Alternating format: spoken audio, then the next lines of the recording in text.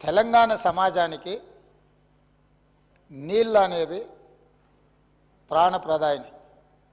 ముఖ్యంగా దక్షిణ తెలంగాణ మహబూబ్ నగర్, రంగారెడ్డి, నల్గొండ, ఖమ్మం జిల్లా వరకు కృష్ణానది జలాల మీదనే ఆధారపడి జీవితాలు కొనసాగిస్తున్నాము.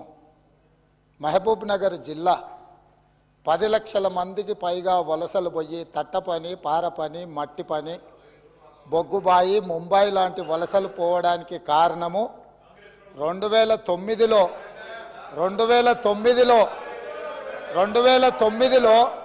ఒక వ్యక్తి కరీంనగర్ జిల్లా ప్రజలు తరుముతే అక్కడి నుంచి పారిపోయి పాలమూరు జిల్లాకు వలస వస్తే అయ్యో పాపం వలస వచ్చిండని చెప్పి ఆదరించి ఎంపీగా గెలిపిస్తే పోయి అదే పత్తాటు పోయిండు. ఇవాళ అలాంటి జిల్లాకు సంబంధించి కృష్ణానది జలాల మీద చర్చ జరుగుతున్నప్పుడు ఆ మహానుభావుడు ఇక్కడికి రాకుండా ఫామ్ హౌస్లో దాచుకొని ఈరోజు తెలంగాణ సమాజాన్ని అవమానిస్తున్నాడు.